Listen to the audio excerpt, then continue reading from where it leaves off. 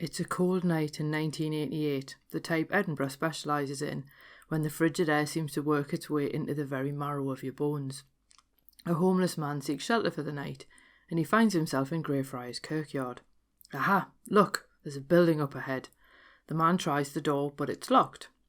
But wait, what's that? He finds a hole near the back of the mausoleum. Who knows what it's for? At least it'll get him inside and under a roof. He slips inside and finds himself in the mausoleum. A staircase takes him down to the crypt. He finds the coffins of the Mackenzie family. Perhaps there are valuables in the caskets. Before he can find out, a hole opens in the floor. He drops into a chamber below filled with centuries-old bones. Panic-stricken in the dark, the man somehow manages to clamber out of the burial pit. The legend tells that he flees the mausoleum in fright, encountering a local dog walker in the process. Except it isn't just the homeless man who leaves the mausoleum that night. According to the stories, one of Edinburgh's most vicious poltergeists begin to walk abroad as well. So in this week's episode of Fabulous Folklore, let's meet the Mackenzie Poltergeist. Hello there and welcome to Fabulous Folklore, the podcast for all things folklore, occult and just a bit weird. I'm your host, Icy Sedgwick, blogger, fantasy author and your guide into these rather mysterious realms. I've got some rare things to show you, so come on in, take a look around, but be careful not to touch anything. These things sometimes bite. Well, hello there and welcome back to Fabulous Folklore with me, your host, Icy Sedgwick. I should say Happy Halloween Eve, really, which is silly because that would be All Hallows Eve. But never mind, if we can do it for Christmas Eve, we can do it for Halloween. It is the 30th of October, which means it is the big day tomorrow. I hope that everyone has something awesome planned, whatever it is that you choose to do. We are going to wrap up, though, today with our supernatural season that we've been doing on Fabulous Folklore. And I thought I really need some kind of almost showstopper, I think, because we've had theatre ghosts, we've had the Grey Man of Bellister just popping up and bringing omens of doom and things with them. We've had the Black Nun of Threadneedle Street, and I thought I really need someone a little bit more showy for the final episode. And I sat there thinking, who should I do? Which ghost story shall I do? And then one popped into my head, and the minute I thought of it, I'm like, I'm going to have to do that one. So this week we are looking at the Mackenzie Poltergeist of Edinburgh. Now, as you might have gathered from the intro, there's quite a lot of almost like urban legends that have grown up around him, and this idea that the sightings essentially date to the point at which his tomb was broken into. So we are basically just going to crack on because there's loads to cover. But you might be going, well, who's this Mackenzie? And it's actually supposed to be the ghost of George Mackenzie, who was also known as Bloody Mackenzie. And I think if anyone's going to have a nickname like that, you know that they're not going to be hanging out in the afterlife handing out presents. Now, George Mackenzie was a judge and Lord Advocate in the 17th century. But before we can go into who he was, we do need a little bit of backstory first. And this is where we basically get into religious reforms causing problems for a king. Now, King James VI of Scotland, also James I of England, had argued that the king was the head of the church. This was obviously what had been set up when Henry VIII set up the Church of England. When he split from Rome, he decided the monarch was head of the church. Now, how the problem was, the Church of Scotland argued that only God could be the head of the church. And this was essentially causing problems because James wanted a united church now that he ruled over both England and Scotland.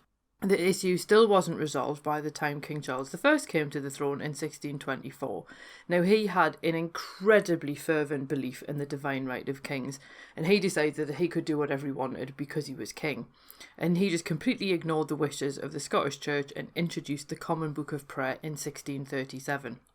Now, this had the unfortunate effect of outlawing other forms of worship, and you essentially had to do everything Charles's way.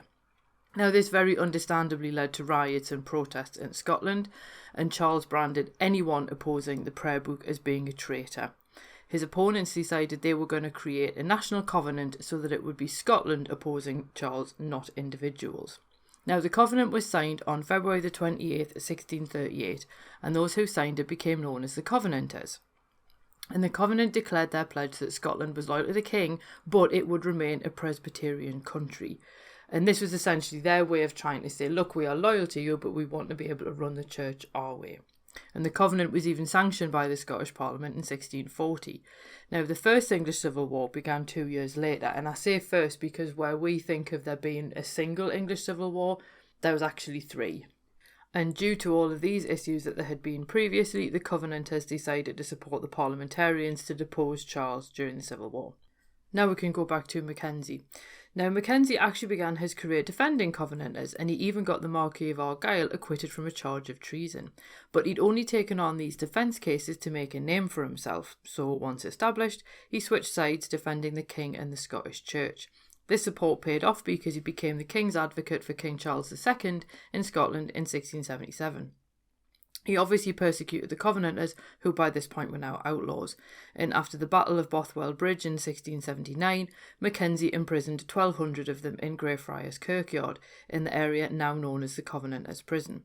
Now at the time, it was an open area at the southern end of the kirkyard, enclosed by the town wall, and these people were left in this outdoor area without food, water or shelter, and as you can imagine, hundreds of them died. The guards mistreated them, and their heads ended up on spikes along the gate. By the end of 1679, only 48 Covenanters remained. Now, he got this nickname of Bloody Mackenzie because of the awful treatment that he meted out to these Covenanters, and his somewhat vicious punishment of them is basically the heart of what is about to come next.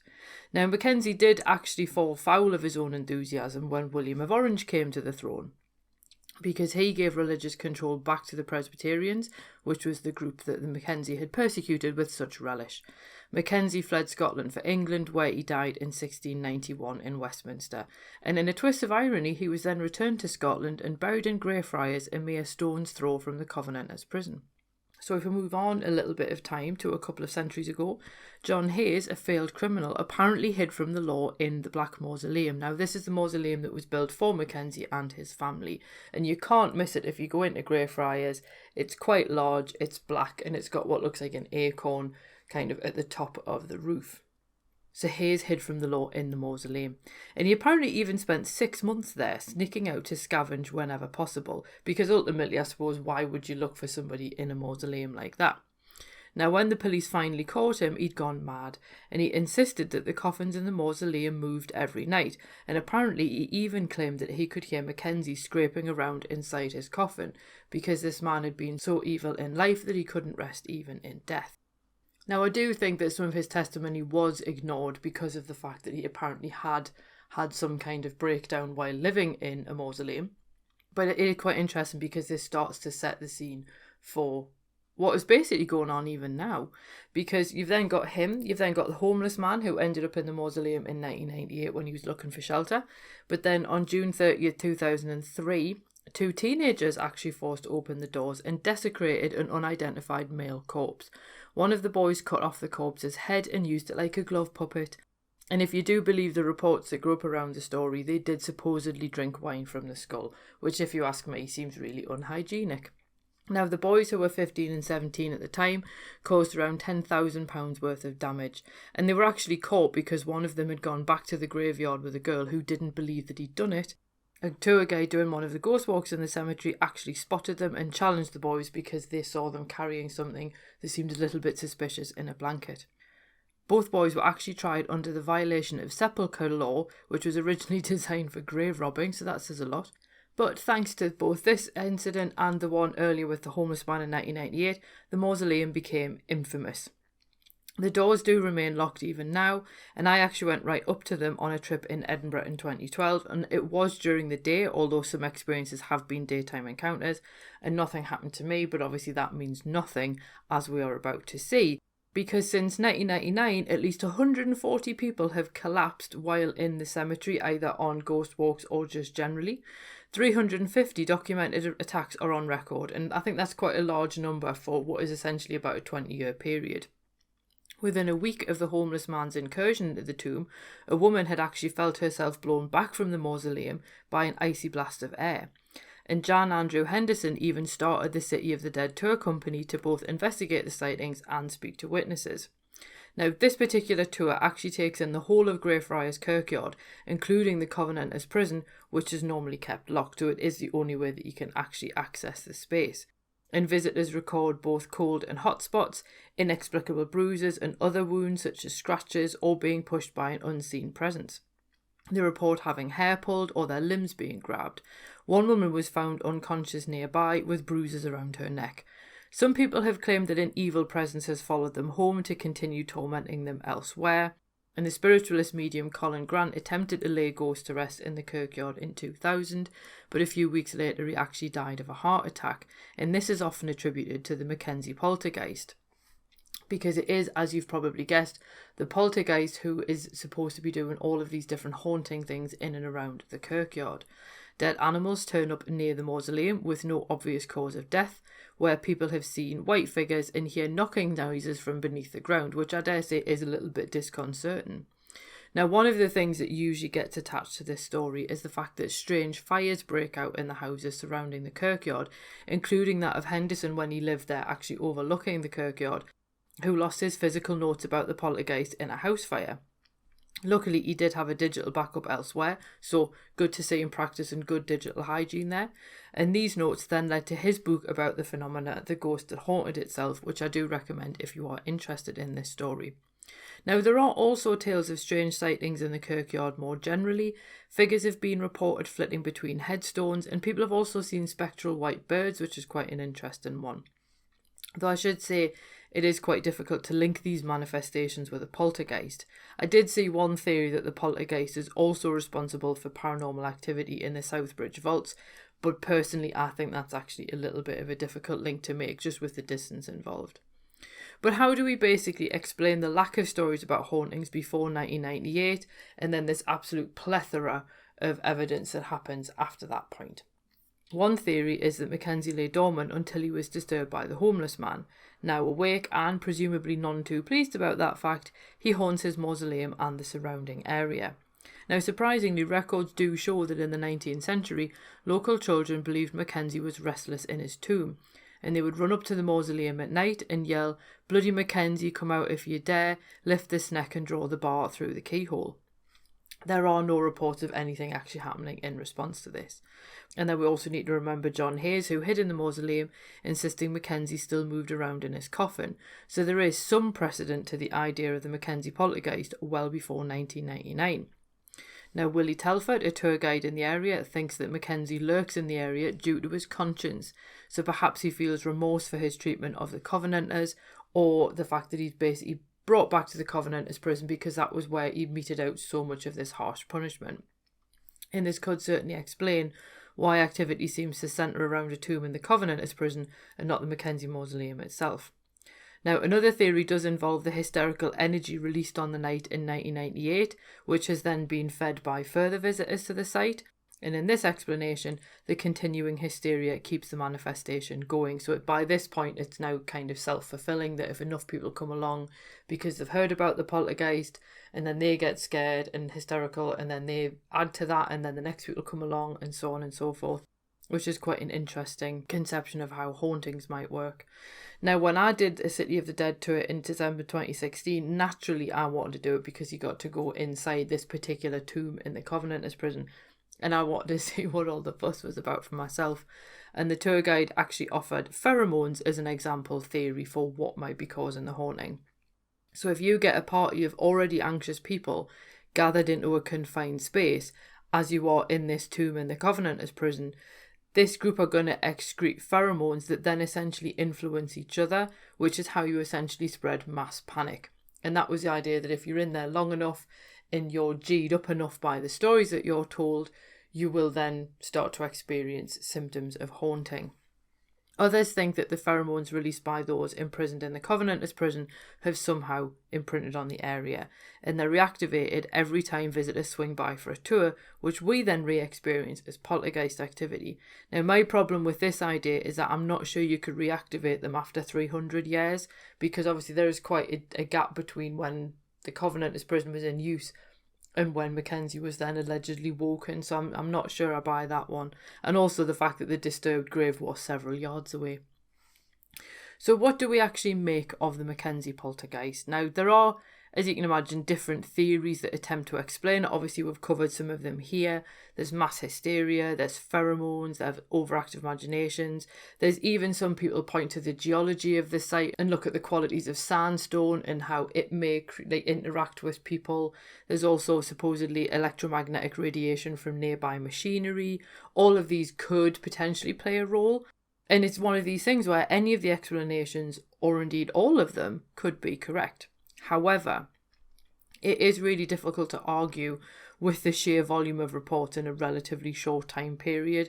And also, given the number of reports that involve actual physical assaults, it's hard to work out how geology could cause scratches to erupt on a person's body. There's a really famous article that you can find online with a call centre worker who went on the tour, and he only realised when he got back to his hotel room that he was covered in scratches. And he's like, well, I had a coat on, I was dressed, there was no one anywhere near me. How could these scratches have got here during the tour? Because they weren't there before, unless it was by supernatural means. So there are lots of stories of physical attacks, and I sort of feel like an overactive imagination is going to make that a little bit more difficult to manifest as something physical. And of course, obviously, there is another possibility that the Mackenzie Poltergeist really does roam the grounds of Greyfriars Kirkyard. And if that is the case, mind how you go. That is the end of this week's episode. I hope you enjoyed it. I do find the Mackenzie Poltergeist a really interesting story. And that was why I went on the ghost walk in 2016, just to see what the fuss was about. And while nothing happened while I was on the tour, that doesn't mean that it doesn't on other tours, because the tour guide was saying that some days, that nothing happens, other days it's really, really busy. So, I've no idea how that works. Obviously, you need to investigate it properly, shall we say. But it is a really interesting story, and what I would love to know is if you've done the tour, did anything happen to you or someone else in your party? Have you seen anything in Greyfriars Kirkyard? Have you experienced the Mackenzie Poltergeist? Whatever it is, I would genuinely love to hear, because I do find this story so interesting. If you do have anything that you'd like to add, obviously you can always leave a comment on the blog post that this episode is for, and the link is in the show notes, or again, you can tweet me or whatever on social media, and I'll find out that way. I do also want to point out that I am doing the illustrated talk for my £5 a month Patreon supporters this evening, which is on Ghost Watch, what it was influenced by and what it went on to influence. So if you're interested in the 1992 broadcast Ghost Watch, then obviously please do feel free to sign up and then join in the fun. And you will also get the replay if you can't make it live. And I've also just put out the bonus podcast episode, which is about the ghosts of Glam's Castle this month. So again, if you're interested in all things supernatural, then there's plenty of cool content on my Patreon for you to enjoy. And the link to find that is in the show notes as well. So without any further ado, I really do hope that you have a marvellous Halloween, and I will see you next month, where we are actually going to be having a look at the folklore of transport, which sounds a bit strange, but we're going to start off with phantom carriages. So we're going to be having a look at different types of transportation and the folklore and legends that have grown up around them. So I hope to see you next week for that. But in the meantime, again, have a marvellous Halloween, and I'll see you soon. Cheerio. Well, thank you for listening, and thanks for visiting Fabulous Folklore. I hope you enjoyed your stay.